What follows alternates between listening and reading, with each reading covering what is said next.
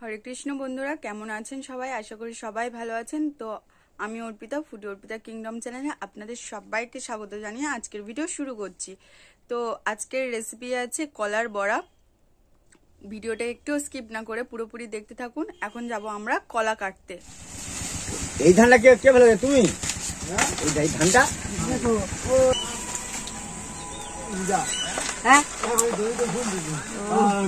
বাবু যাচ্ছে কাটাইটা পড়ে যায় না।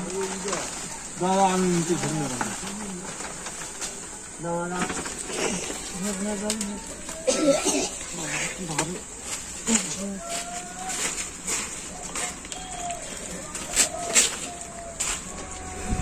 একশো পিস কলা ভিড়।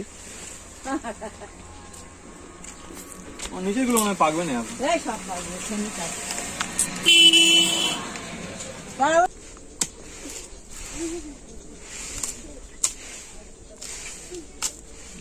কটা করে গুনে দেখ।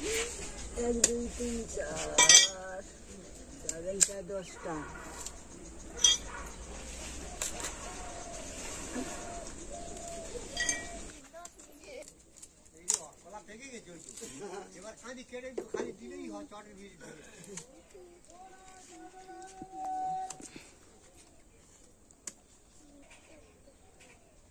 এই কলার পাকা এই কাঁচকলার পাকা কলার বড়া করলে ভালো লাগে।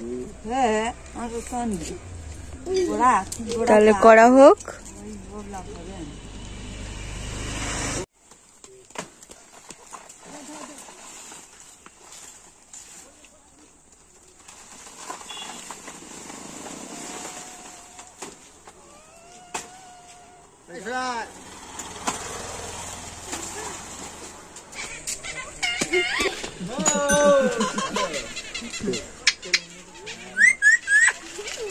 মিঠু বল, মিঠু হোগা মিঠু মিঠু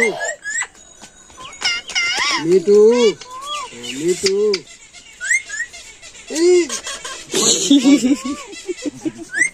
এই তোরে মুড়ে পালাবে, এবারে কামড়াবে।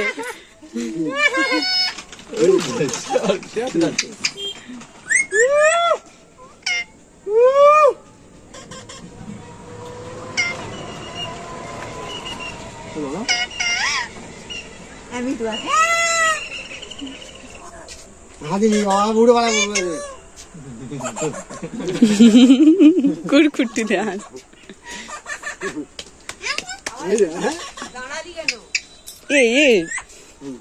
পারে পাজাই কামড়াবে। বলতে দে, ভিডিও করে নিচ্ছি।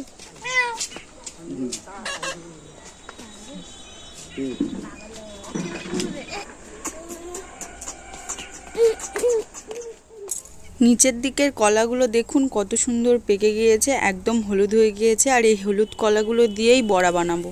এখানে যে কলাগুলো ছাড়িয়ে বড়া হবে সেই কলাগুলো মা ছাড়িয়ে নিচ্ছে, নিয়ে একটা পাত্রের মধ্যে রেখে দিচ্ছে। সবগুলো কলা একসঙ্গে ছাড়িয়ে নেব। আপনারা যে কটা কলার বানাবে সে কটা কলা একসঙ্গে ছাড়িয়ে নিয়ে একই পাত্রে রেখে দেবেন। স্বাদ মতো লবণ দিয়ে দিতে হবে কলার উপরে। নুনটা দেওয়া হয়ে গেলে এই কলাগুলো একে একে সব মেখে নিতে হবে। সুন্দর করে মেখে নিতে হবে, কোনো যেন দানা ভাব না থাকে, এতটাই সুন্দর করে মাখতে হবে। কলাটা প্রায় 90% মাখা হয়ে গেলে তার মধ্যে সুজি দিয়ে দেব। এখানে আমরা 250 গ্রাম সুজি ব্যবহার করেছি। এবারে 500 গ্রাম চিনি দিয়ে দিচ্ছি, দিয়ে সুন্দর করে হাত দিয়ে চটকে চটকে মেখে নিতে হবে। আপনারা চাইলে কলার উপরে চিনিটা দিয়ে মেখে নিতে পারেন, তারপরে সুজি দিলেও হবে। এরপরে 750 গ্রাম ময়দা নিয়ে নিচ্ছি, অল্প অল্প দিতে হবে আর মাখতে থাকতে হবে। অনেকক্ষণ ধরে মেখে মেখে দেখুন আমার এইরকম ব্যাটারটা এসছে। এর থেকে মাখতে মাখতে আরো নরম হয়ে যাবে। যতক্ষণ না নরম ভাবটা আসছে ততক্ষণ মাখতে হবে।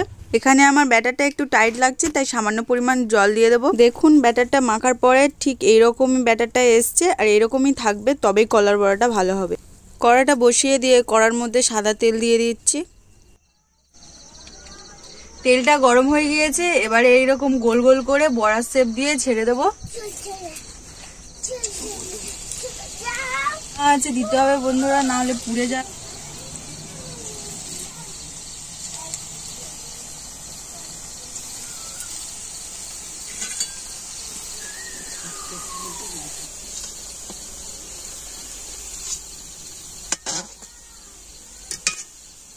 অল্প করে ছাড়তে হবে আর একবার করে নেড়ে দিতে হবে, নাহলে পুড়ে যাওয়ার সম্ভাবনাটা বেশি থাকে।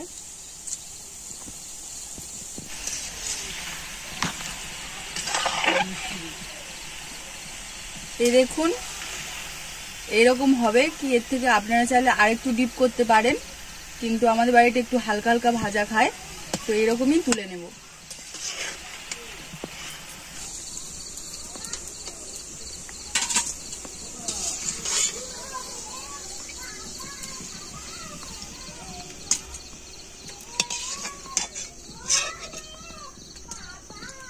এইভাবে সবগুলো করে নেব পরপর।